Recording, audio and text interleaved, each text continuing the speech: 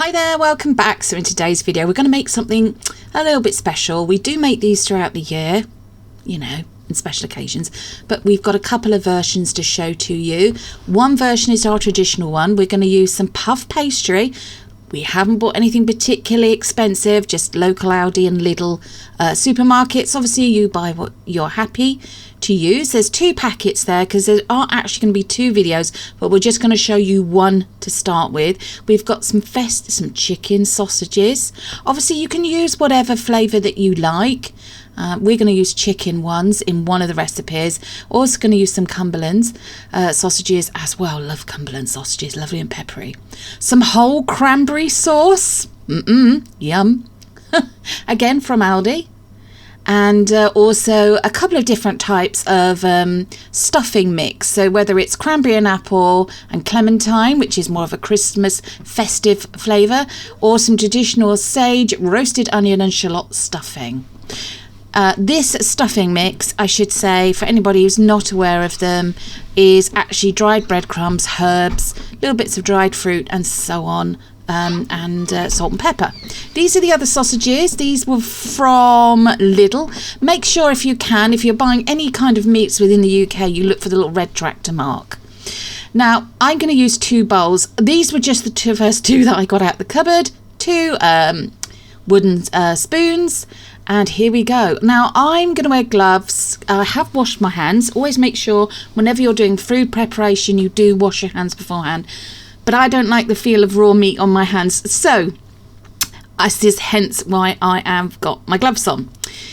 Now I've opened up the pack of Cumberland sausages, and Cumberland sausages have got a mixture of herbs and spices and black pepper in them. I absolutely love them.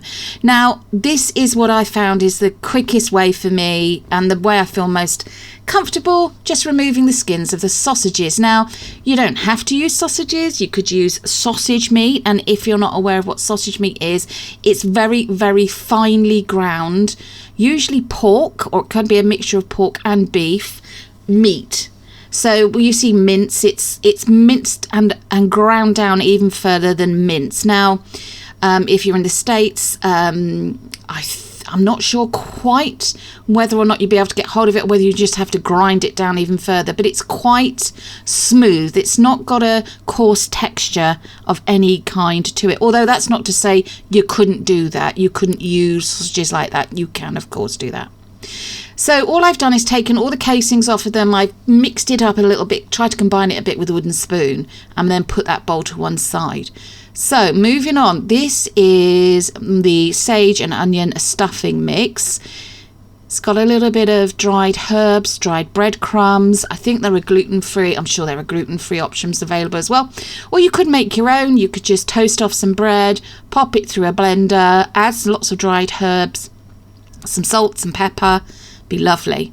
Now if you're buying this from the supermarket, you do need to rehydrate it, which is what I've done just there. Added in some water from the kettle. Yes, we've got an old style kettle, one of the ones with whistles when it's when the water's boiling. And I've just mixed the water in. Don't put too much water in, otherwise it's going to be wet and sloppy, and you don't want that. So just combining and adding in the sage and onion stuffing mix into the sausage meat mix, and now we're going to combine it. Now I just want to get going, make a start by doing this using a wooden spoon. If you are happy to get in there with your hands and combine it using your hands, then by all means do, but bear in mind, of course, it's going to be a bit warm because you've used warm water or boiling water to reconstitute the stuffing mix. Once I'd mixed it all in and was happy with it, it looked like this. There we go.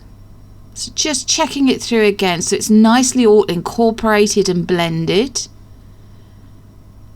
And then once I was happy with that, I put that to one side, and it was time to move on to the next step, where we're going to use the puff pastry. Now, of course, you can use puff pastry, you can use short crust pastry, you can make your own pastry, totally up to you. But if you're like me and you do not have the time to spend making puff pastry, because it's quite a lengthy process if you do it all properly, then by all means, buy the ready-made, ready to roll, and use that instead. Now, Greaseproof paper, cut to size, roughly, using some Frylight spray oil down on the tray, and then popping the greaseproof down to it. It just secures it in place, because if you've got a fan oven, you don't want the greaseproof paper flying around whilst it's in the oven heating up.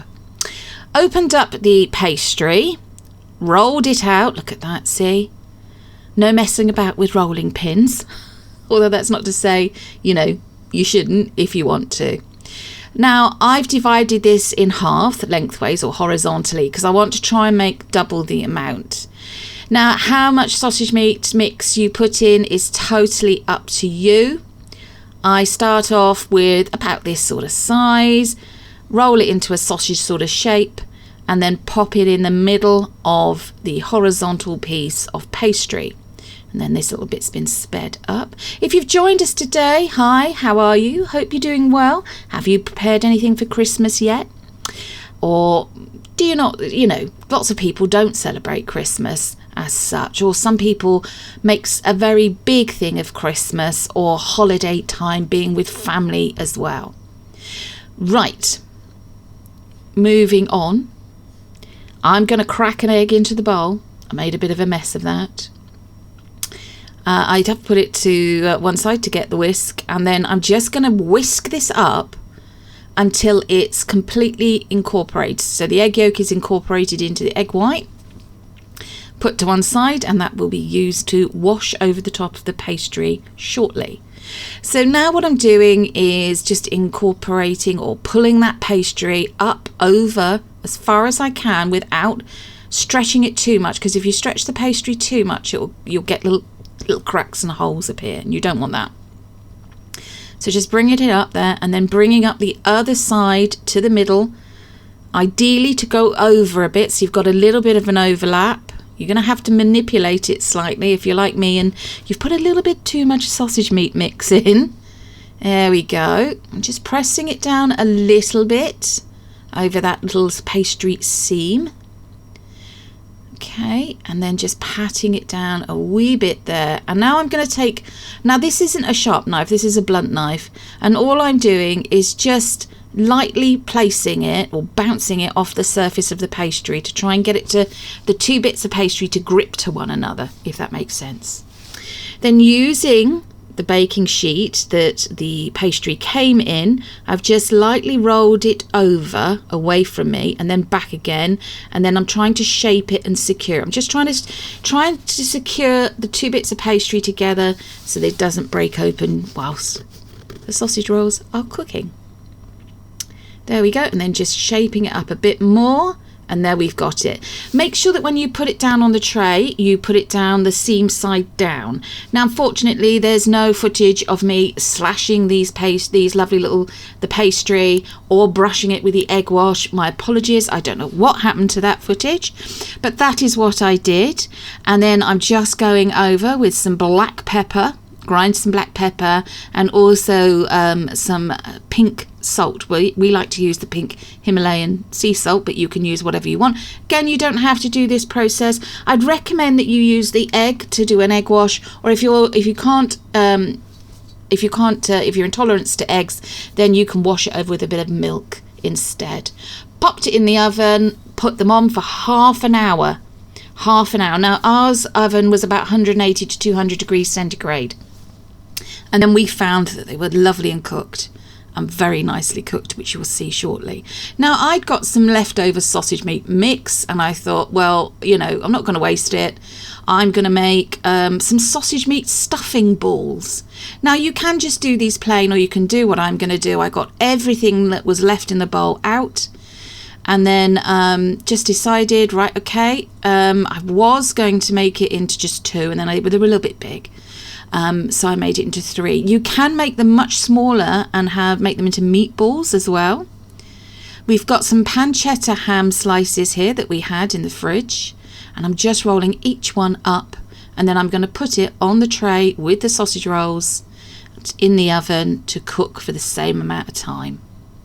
So this is the finished shot as they've just come out the oven. I hope you're enjoying this video. It's very, very different to what we normally do. We don't normally do foodie videos at all, but we thought, why not for Christmas? So there is one foodie video per week.